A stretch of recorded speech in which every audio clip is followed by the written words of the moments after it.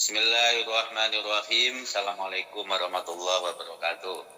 Waalaikumsalam. Bapak-bapak, ini kita akan coba mulai mengkaji kitab Al-Hikam. Al-Hikam Ibnu Atha As-Sakandari. Tunggu, saya mau buka di tablet saya dulu. Bismillahirrahmanirrahim. Ibnu Atha As-Sakandari itu adalah mursyid ketiga dari mazhab dan tarekat Asy'ariyah.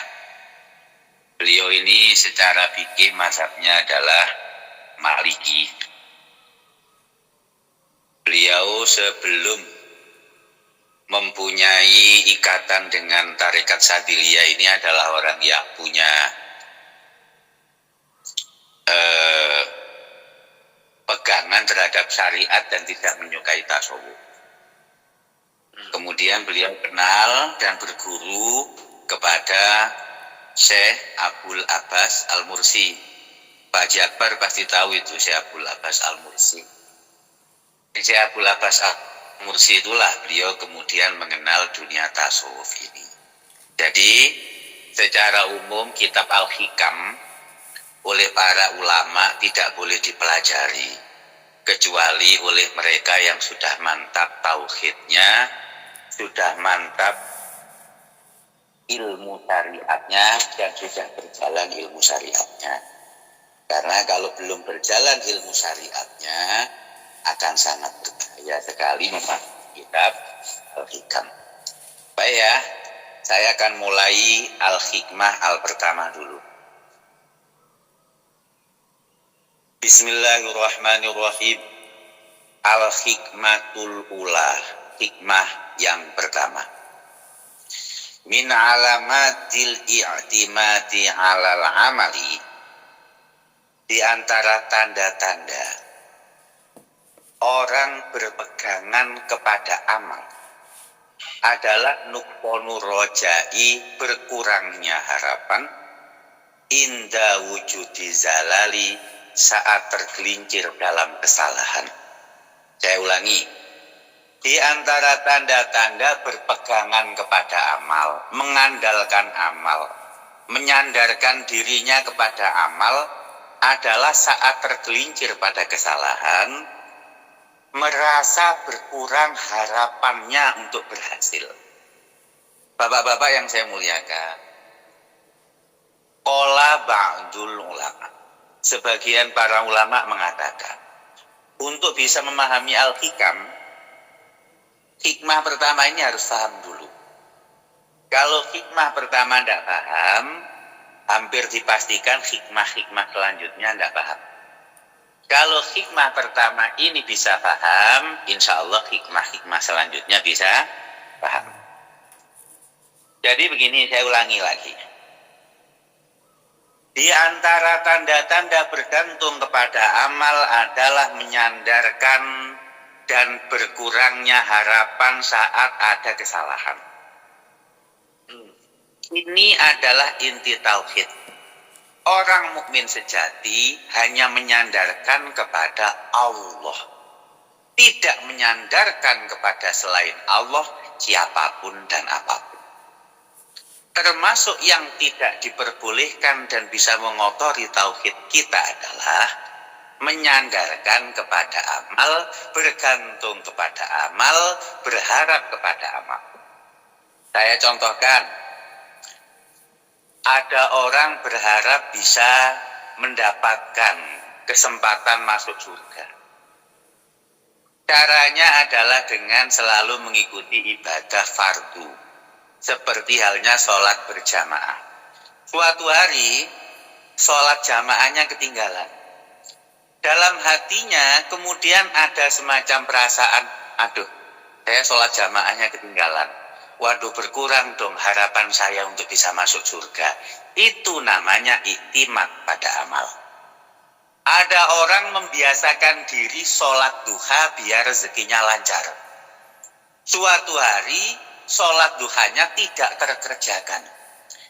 kemudian dia punya perasaan, aduh ini sholat duha saya nggak terjalankan hari ini, jangan-jangan rezeki saya menjadi tidak lancar. Itu namanya iktimat pada amal. Nah, paham apa Anda?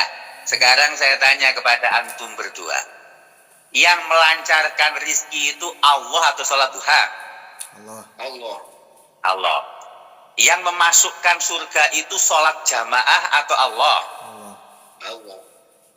Bagaimana kita punya harapan kita untuk masuk surga, rezeki kita lancar, gara-gara kita tidak mengerjakan sholat jamaah atau gara-gara kita tidak melakukan sholat duha? Yang melancarkan rizki hanya satu, Allah. Yang bisa memasukkan ke surga hanya satu, Allah. Bukan amal apapun itu. Bukan sholat jamaah, bukan juga sholat duha.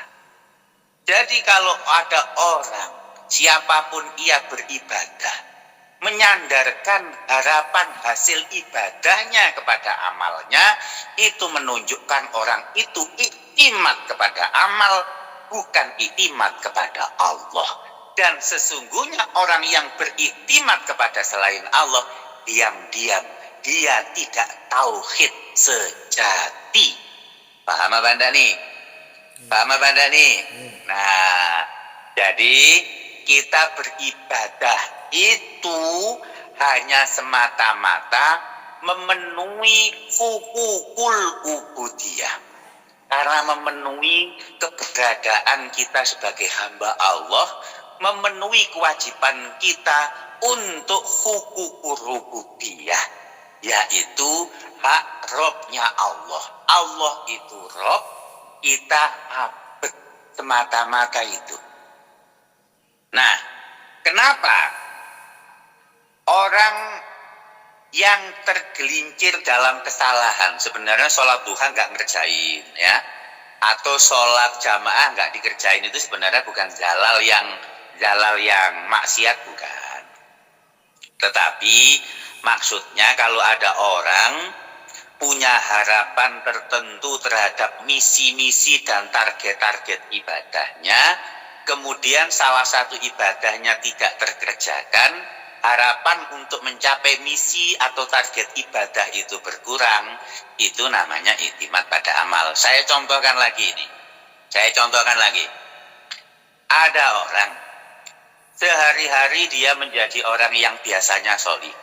Suatu saat dia tergelincir kepada maksiat. Umpama, entah dia itu zina kecil atau zina besar, entah dia makan sesuatu yang diharamkan, entah dia meninggalkan sebuah kewajiban, gak ngerjain sholat. Kemudian dalam hatinya, aduh, berarti aku ini akan masuk neraka. Berarti aku ini akan tipis harapan masuk surga. Itu juga iktimat kepada amal. Sebab yang bisa memasukkan surga, yang bisa membuat orang masuk neraka, itu maksiat atau Allah? Allah. Allah. Yang bisa memasukkan ke surga, membuat orang terlempar ke neraka, hanyalah Allah. Bukan maksiat, bukan ibadah. Nah, bapak-bapak yang saya muliakan, jadi orang ini kalau ia target-target amalnya tidak terpenuhi, biasanya sholat jamaah, kok kemudian istiqomahnya terputus, tidak jadi sholat jamaah, atau hari tertentu sholat jamaahnya ketinggalan. Biasanya punya istiqomah sholat malam atau sholat duha, kok suatu saat terputus. Justru dia itu tidak putus harapan, tidak berkurang harapan, malah seharusnya bertambahlah harapannya kepada Allah, bukan malah berkurang harapannya. Nah, makanya coba perhatikan firman Allah dalam Al-Baqarah yang saya tuliskan itu. Jadi gini, ya ayyuhalladzina amanu dkhulu fis silmi kafah wa la tattabi'u khutuwati syaiton. Wahai orang-orang yang beriman, udkhulu fis silmi, Masuklah kalian fisilmi dalam kepasrahan total kepada Allah. Pasrah yang total. Fisilmi kafah. Wala tattabi'u khutuwati syaiton, dan jangan mengikuti langkah-langkahnya setan. Setan itu adalah musuh yang jelas. Apa kelanjutannya? Coba perhatikan itu. Perhatikan betul. Fa'ing zalaltum, kalau kalian zalal, kalau kalian tergelincir, maka fa'lamu annallaha azizun hakim. Ketahuilah Allah itu aziz, Allah itu hakim. Allah itu mulia dan Allah itu maha bijaksana. Allah tahu enggak kalau kita bersalah? Tahu. Maka Allah hakim. Allah akan berkurang enggak kemuliaannya kalau kita beribadah atau tak beribadah? Tidak. Allah itu aziz. Brur, Pak Haji Akbar perhatikan itu. Fa'lamu. Apa artinya fa'lamu? Ketahuilah. Itu perintah Allah itu. Dalam usul fikih, kalau ada perintah itu wajib. Betul nggak? Itu kan fi'il amar. Apa perintah Allah? Fa'lamu. Ketahuilah. Sadarilah. Tanamkan dalam akalmu, dalam hatimu. Ilmu. Berilmulah. Ketahuilah. Allah itu aziz. Allah itu hakim. Jadi, mayoritas perhatikan dalam Al-Quran itu. Kita itu disuruh untuk berilmu. Fa'lamu anallaha ala kulli syai'in qadir. Ketahui dong kalau Allah itu maha kuasa. Fa'lamu anallaha azizun hakim. Ketahuilah kalau Allah itu maha aziz, maha hakim. Jadi i'lamu. Kita itu tidak pernah loh diperintahkan Allah untuk berilmu. Ketahuilah matematika, ketahuilah tentang ilmu ekonomi, ketahuilah tentang ilmu. Tidak. Fa'lamu. Jadi diperintahkan agar tahu apa makom kita sebagai hamba, apa derajat Allah sebagai Rabb. Maka ingat kan, ketika Nabi Uzair itu mempunyai perasaan ragu Allah maha kuasa atau enggak, dimatikan oleh Allah 100 tahun kemudian dibangkitkan. Kemudian ketika itu apa jawaban? Kam labistu yauman au ba'dha yaum. Apa di akhirnya? Maka aku tahu fa'lam annallaha ala kulli syai'in qadir. Aku tahu kalau Allah itu maha ala kulli syai'in qadir. Ingat dalam surat Ali Imran, syahidallahu annahu la ilaha illa huwa wal malaikatu wa ulul ilmi qa'iman bil qist. Brur, tahu syahidah enggak, Brur? Syahidah itu menyaksikan syahadah. Kalau orang di pengadilan apa namanya? Syahid. Saksi. Orang bersaksi itu harus melihat atau hanya mendengar saja? Orang bersaksi itu harus melihat dengan mata kepalanya. Kalau dia hanya mendengar gosip, hanya mendengar cerita dari orang, dia akan ditolak saksinya di pengadilan. Orang yang bisa menyaksikan uluhiyahnya Allah. Orang yang bisa menyaksikan bahwa Allah itu adalah Tuhan dengan mata hatinya itu hanya 3. Siapa? Allah sendiri. Yang kedua malaikat. Yang ketiga ulul ilmi, orang yang berilmu tapi kok imam bil qisti, konsisten dengan keadilan. Dia objektif, dia fair. Itu yang bisa syahadah kalau Allah itu adalah la ilaha illallah. Makanya tadi Pak Haji Akbar baru sholat subuh kan? Dulu tadi sholat subuh nggak? Sholat, Bos. Sholat subuh? Sholat subuh itu kalau setiap sholat rukun terakhir sebelum salam apa? Tasyahud. Apa tasyahud? Berusaha menyaksikan. Sadar nggak kalau kita setiap sholat itu sebelum salam kita berusaha syahadah. Tasyahud. Jadi untuk orang yang bertasawuf, untuk orang yang bertauhid, sehari-harinya itu cuma syahadah, menyaksikan keagungan Allah. Bapak-bapak yang saya muliakan, dengarkan ini. Jadi hikmah pertama, jangan pernah berharap, jangan pernah menyandarkan, jangan pernah bergantung dalam hal apapun kepada siapapun dan apapun, bergantung, berharap, beriktimat hanya kepada Allah. Nah, sekarang ada kadang-kadang begini, wah kalau gitu beramal nggak penting dong. Hikmah pertama dari hikam ini mengajarkan kita kalau ternyata kita itu nggak usah penting-penting amat beramal, salah. Makanya saya sertakan hikmah ke-42. Perhatikan hikmah ke-42. Min alamati mautil qalbi adamul khuzni alama fataka minal muwafaqat. Tanda-tanda hati yang mati, hati yang tidak hidup, hati yang tidak punya roh itu apa? Dia tidak menyesal kalau ada amal ketaatan yang ketinggalan. Wa tarkun nadam ala ma fa'altahu min wujudi zalat.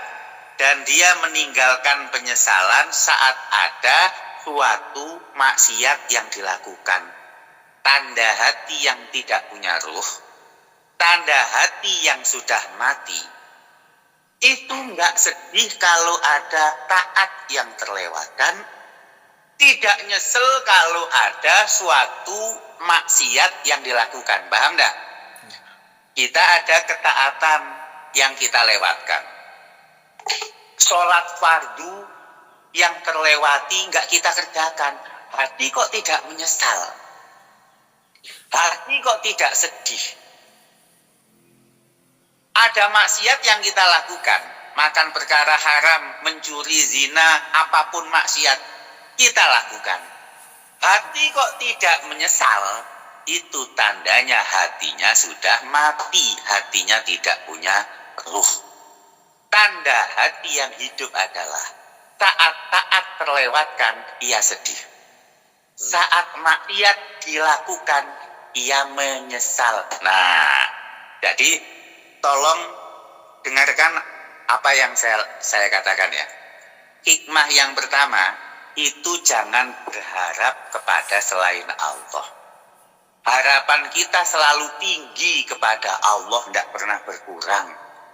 Tapi jangan berharap kepada amal. Jangan menyandarkan kepada amal. Kalau begitu nggak usah beramal dong. Bukan. Kita itu nggak boleh berharap, tapi kita harus nyesel kalau kita melakukan kemaksiatan. Kita harus selalu sedih kalau ada taat yang terlewatkan. Beda antara harapan dengan perasaan nyesel dan sedih. Bisa dipahami enggak nih? Bisa dipahami enggak? Begitu. Jadi kita meluruskan ibadah. Bapak-bapak yang saya muliakan, ini khusus untuk orang yang sudah mengetahui hakikat ya. Dalam surat As-Saffat ayat 93 yang saya kirimkan kepada antum sekalian. Wallahu khalaqakum wa ma taf'alun. Allah menciptakan kalian dan apa-apa yang kalian kerjakan. Sekali lagi, Allah khalaqakum menciptakan kalian, wa ma taf'alun dan apa yang kalian kerjakan. Baik, semua umat sepakat kecuali Mu'tazilah. Saya ulangi lagi, semua umat sepakat kecuali Mu'tazilah. Di dunia dan di akhirat hanya ada dua entitas, Khalik dan makhluk. Khalik dan makhluk. Selain Allah makhluk, Allah satu-satunya Khalik. Tidak mungkin makhluk menciptakan makhluk lagi. Saya ulangi lagi. Hanya ada dua di dunia dan di akhirat ini. Allah dan selain Allah. Khalik dan makhluk. Selain Allah itu makhluk. Dan tidak ada makhluk bisa menciptakan makhluk. Termasuk apa yang kita lakukan, amal kita, pekerjaan kita, perkataan kita, semuanya itu juga makhluknya Allah. Nah, sekarang Kalau kita sholat, siapa yang membuat kita sholat itu siapa? Allah. Siapa yang membuat kita sholat? Allah. Yang menciptakan orang maksiat siapa? Allah.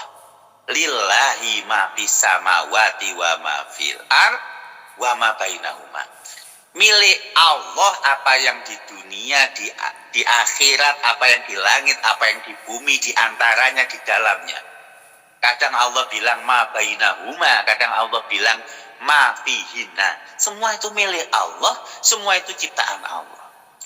Maka kan ma asobaka min hasanatin itu sebenarnya ya min Allah.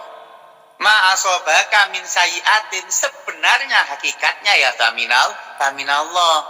Tetapi itu kan coba itu yang saya kirimkan itu ya. Nah, coba dibacakan, saya bacakan. Bro, udah pernah saya kirimkan kan itu ke kamu, bro? Ya. Hah? Ye. Ah, oke ya. Nih, coba ya. Wa in tusibhum hasanatu yaqulu hadhihi min indillah. Kalau mereka mendapatkan kebaikan, mereka bilang ini dari Allah. Wa in tusibhum sayi'atun, kalau mereka mendapati keburukan, yaqulu hadhihi min indik. Ini darimu. Loh, kullum min indillah, semua itu dari Allah. Famaliha ulail qaum la yakaduna yafqahuna hadisa. Bagaimana orang-orang itu kok nggak paham tentang ini? Kemudian di ayat yang ke-79, ma asobaka min hasanatin famin Allah. Apa yang baik darimu dari Allah. Wa ma asobaka min sayiatin famin nafsik. Apa yang buruk menimpamu dari dirimu. Ini kan ta'arud, ini berlawanan. Bapak-bapak yang saya muliakan, ayat ke-78 semua kebaikan dan keburukan dari Allah. Ayat yang ke-79 keburukan dari kita, kebaikan dari Allah. Seakan-akan ini ta'arud, seakan-akan ini berbeda, tetapi ini beda pelaksanaannya. Jadi kalau yang baik dan yang buruk dari Allah itu hakikat. Yang buruk dari kita, yang baik dari Allah itu syari. Maka saya bilang kepada antum berdua, rukun iman itu ada 6. Yang paling mudah itu cuma baca syahadat, sholat lebih sulit. Maaf, sorry, saya ulangi lagi. Rukun iman itu ada 6. Yang paling mudah itu percaya kepada Allah. Percaya kepada malaikat itu lebih sulit daripada percaya kepada Allah. Percaya kepada Rasul, kepada kitab itu lebih sulit daripada percaya kepada Allah. Yang paling sulit apa? Rukun iman yang ke-6 itu yang paling sulit. Percaya kalau khairuhu wa syaruhu minal Allah. Nah, jadi kodok dan kodar, khairuhu wa syaruhu minallah. Itulah rukun iman yang paling sulit. Nah, begitu. Jadi sudah paham belum ini hikmah pertama ini? Paham enggak? Nah, itu. Jadi untuk bisa memahami hikmah-hikmah selanjutnya harus paham hikmah yang pertama. Saya ulangi lagi hikmah yang pertama. Min alamatil i'timadi alal amal. Di antara tanda-tanda mengandalkan amal, berharap kepada amal, bersandar kepada amal, adalah nuksonu rojai, berkurangnya harapan, inda wujudi zalali, saat ada kesalahan yang dilakukan. Justru ketika kita salah, justru ketika kita tergelincir dalam kemaksiatan, jangan berkurang harapan. Justru pertinggi dan pertebal harapan. Tapi jangan berharap kepada amal. Berharap dan beriktimatlah hanya kepada Allah. Karena Allah itu azizun hakimun. Fa'in zalaltum fa'lamu annallaha azizun hakim. Allah itu perintahkan kita. agar kita itu mengerti, agar kita itu alim, agar kita itu berilmu, agar kita itu mengetahui bahwa Allah itu Azizun Hakim, itu perintah. Nah, paham dah nih? Ada pertanyaan nggak, Bro? Pak Haji Akbar, gimana, ada pertanyaan nggak? Paham nggak? Atau malah bingung? Kaget kan? Ya? Jadi selama ini melakukan ibadah seperti apa? Nanti Hikam Ibnu Atok As-Sakandari ini kalau nggak dijelaskan, itu akan sangat sulit sekali. Sangat sulit. Dan kalau belum derajatnya belajar hikam, jangan belajar hikam. Ini harus mantap dulu tauhidnya. Syariatnya sudah terkerjakan. Fikihnya sudah dilakukan. Baru bisa kita belajar hikam, bisa memaknai dan bisa mengambil hikmahnya hikam, bisa merasakan indahnya hikam, itu bisa kita rasakan. Kalau belum itu, belum bisa. Gitu ya. Baik, bisa dipahami nggak, Bro? Paham nggak, Bro? Insya Allah. Hah? Insya Allah. Paham apa enggak? Insya Allah. Nah, ini memang berat betul. Belajar hikam itu melakukannya apalagi berat betul. Pak Haji Akbar, paham enggak? Hah? Insya Allah. Serius nih. Paham ya? Nah, kan udah setengah jam, ya, sudah dicukupkan gitu saja. Sebenarnya 26 menit. Besok-besok kalau ada waktu nanti coba kita jadwal atau kita zoom atau seperti apa. Kalau memang cocok dan bisa dimengerti dan ada waktu ya. Nah, tetapi coba kalau belajar hikam ini memang harus pakai hati. Hati ini memang betul-betul dibuka dan didasari tauhid, kecintaan dan percaya kepada Allah. Memang begitu. Kalau nggak begitu, nggak bisa. Ya, wallahu a'lam bishawab. Sampai bertemu di hikmah-hikmah selanjutnya. Ini baru hikmah pertama ini, yang hanya dua kalimat ya. Min alamatil i'timadi alal amal wujudil apa? Min alamatil i'timadi alal amal nuksonil rojai indah wujudil dalal. Wallahu a'lam bishawab. Assalamualaikum warahmatullahi wabarakatuh.